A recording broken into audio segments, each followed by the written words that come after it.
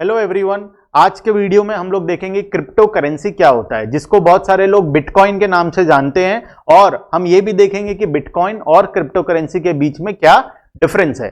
सबसे पहले हम लोग ये डिस्कस करते हैं क्रिप्टो करेंसी क्या होता है। क्रिप्टो करेंसी को समझने के लिए हमको इसको दो पार्ट में डिवाइड करना पड़ेगा। सबसे पहले है, एक तो वर्ड हो गया क्रिप्टो और दूसरा वर्ड हो गया करेंसी। पहले आते हैं क्रिप्टो वर्ड को, उसको समझते हैं क्या है। क्रिप्टो होता है क्रिप्टोग्राफी, जिसमें हम लोग नॉर्मल टेक्स्ट को कन्वर्ट करते हैं एक हाईली एडवांस टेक्स्ट में।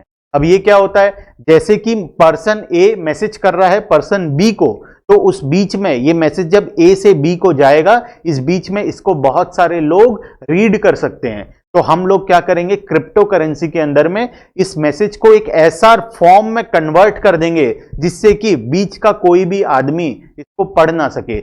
सिर्फ कौन पढ़ पाए, जिसके लिए वो भेजा गया हो, मतलब मिस्टर बी ही उसको पढ़ पाए। अब ये कैसे होगा, इसी को हम लोग बोलते हैं क्रिप्टोग्राफी, जिसमें हम लोग क्या करते हैं, जैसे तुम ताला लगाते हो ना, और जिसके पास चाबी होगा सिर्फ वो वही उस ताले को खोल पाएगा।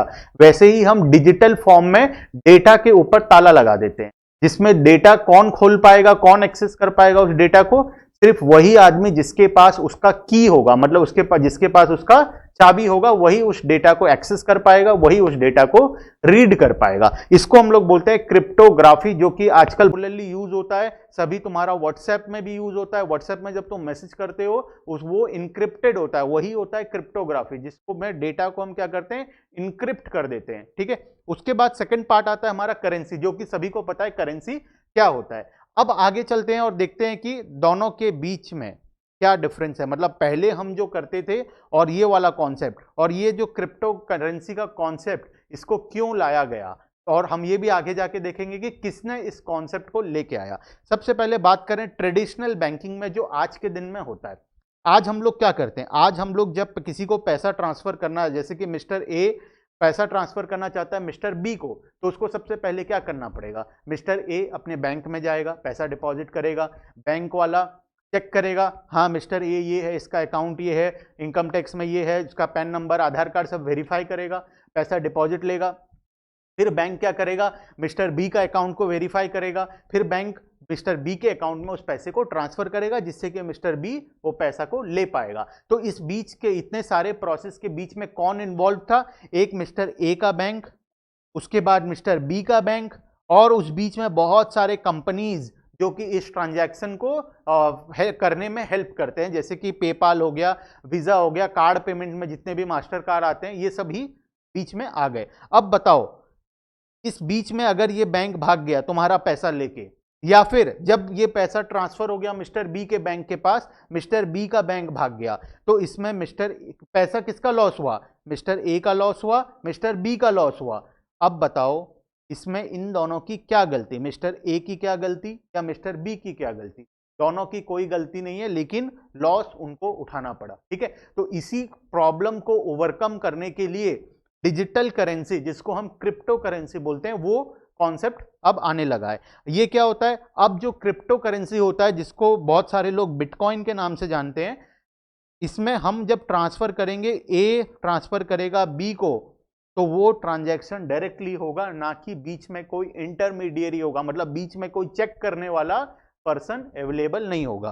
पहले कौन कौन अवेलेबल था, मिस्टर ए का बैंक अवेलेबल था, मिस्टर बी का बैंक अवेलेबल था, और बहुत सारे कंपनीज थे जो इस ट्रांजैक्शन को करने में हेल्प करते थे। अब आके मिस्टर ए मिस्टर बी को डायरेक्टली इस ट्रांसफर को कर पाएगा, ना कि बीच में कोई भी इंटरमीडिएरी बीच में नहीं होगा। इसको हम लोग बोलते हैं डिजिटल करेंसी। क्रिप्टो करेंसी में हमारा यही कॉन्सेप्ट काम आता है, जिसमें कोई भी बीच का आदमी नहीं होता, डायरेक्टली ए बी अपना ट्रांजैक्शन कर सकते हैं। अब दोनों के बीच में कंपैरिजन देखते हैं, क्या एडवांटेजेस है, क्या डिसएडवांटेजेस है। क्रिप्टो करेंसी का एडवांटेजेस क्या है, क्रिप्टो करेंसी का डिसएडवांटेजेस क्या है। क्रिप्टो करेंसी का एडवांटेजेस, डिसेंट्रलाइज्ड मतलब इसको कोई कंट्रोल करने वाला नहीं है। ये आपस में कोई किसी के साथ भी ट्रांजैक्शन कर रहा है, इस ट्रांजैक्शन को कोई मॉनिटर करने वाला, कोई देखने वाला, कोई कंट्रोल करने वाला नहीं है। जो कि बैंकिंग ट्रांजैक्शन में कौन कंट्रोल करता है, एक है आरबीआई, दूसरा है बैंक, ये लोग इस ट्रांजैक्शन को कंट्रोल करते हैं। लेकिन क्रिप्टो करेंसी में इस ट्रांजैक्शन को कोई भी कंट्रोल नहीं करता है। उसके बाद fast and unlimited transfer, unlimited transfer किया जा सकता है और ये ट्रांजैक्शंस बहुत फास्ट होते हैं, मतलब नॉर्मल बैंकिंग ट्रांजैक्शन से ये ट्रांजैक्शंस बहुत फास्ट होते हैं।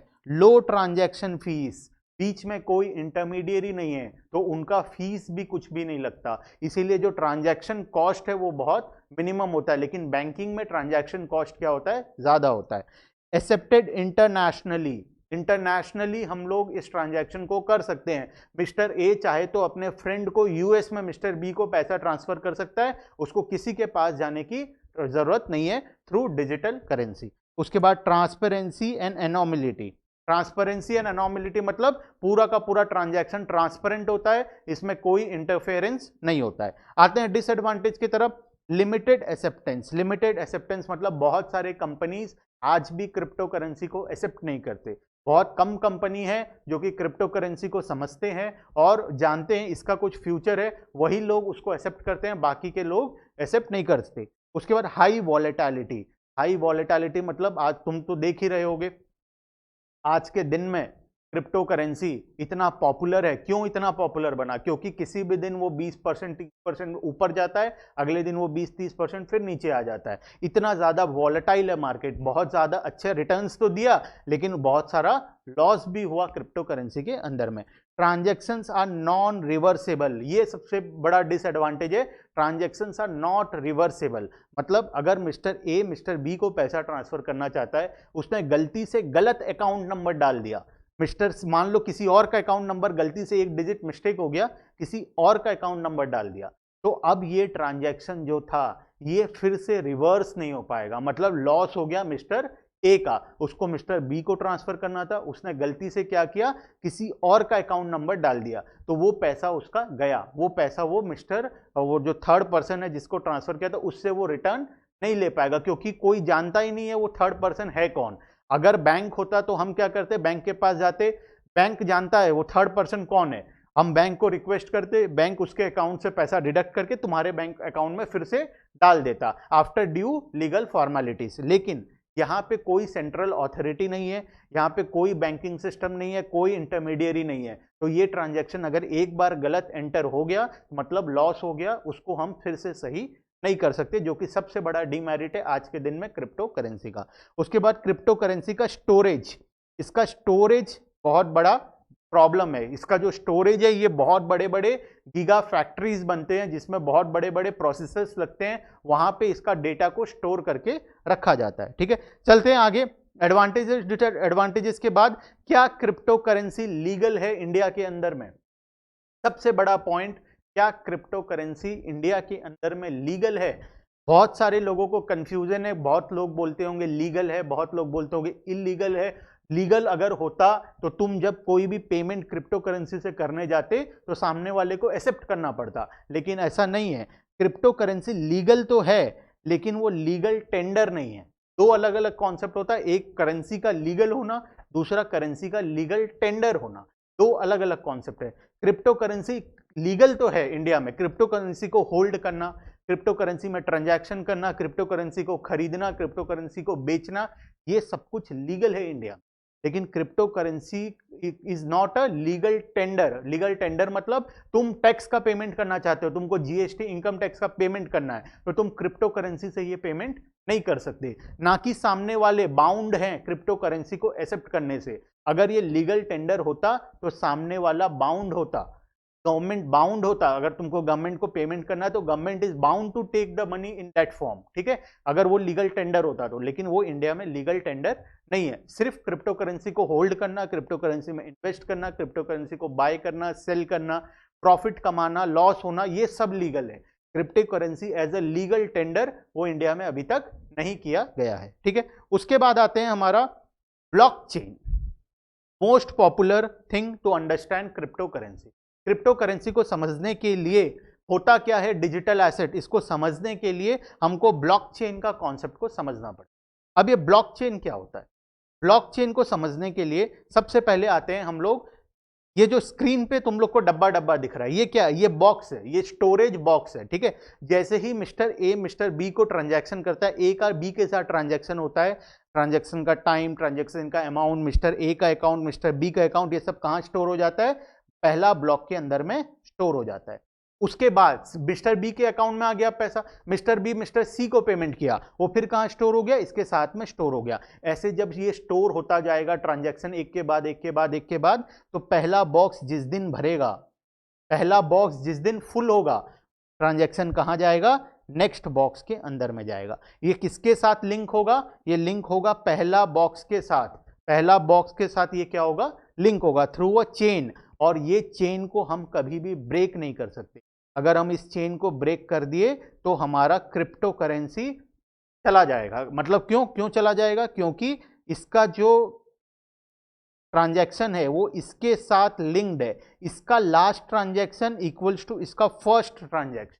अगर यही गायब कर दें, हम एक ब्लॉक को गायब कर दें, तो इसका फर्स्ट ट्रांजैक्शन कहां से आएगा? इसका फर्स्ट ट्रांजैक्शन गायब हो गया। इसका फर्स्ट ट्रांजैक्शन किसके साथ लिंक था? इसका सेकंड ट्रांजैक्शन के साथ। इसका सेकंड किसके साथ लिंक है? थर्ड के साथ। ऐसे ऐसे करके ये पूरा भरेगा जब, फिर ट्रांजैक्शन कब जाएगा? थर्ड में जाएगा। तो इस प्रकार से जब ये ट्रांजैक्शंस होते जाते हैं तो ऐसे ब्लॉक चेन बनते जाता है, एक के बाद एक के बाद एक के बाद एक। और हम इस ब्लॉक चेन को कभी भी डिलीट नहीं कर सकते, कभी भी डिस्ट्रॉय नहीं कर सकते। ये ब्लॉकचेन अगर एक बार क्रिएट हो गया तो ये लाइफ टाइम ब्लॉकचेन का ऐसे रहेगा। हम इसमें बहुत सारी चीजें और होते हैं, hash function, hash rating, hash tagging, बहुत सारी चीजें होते हैं, लेकिन हम लोग उतना टेक्निकल डिटेल में नहीं जाएंगे ब्लॉकचेन के बारे में, ठीक है। चलते हैं आगे।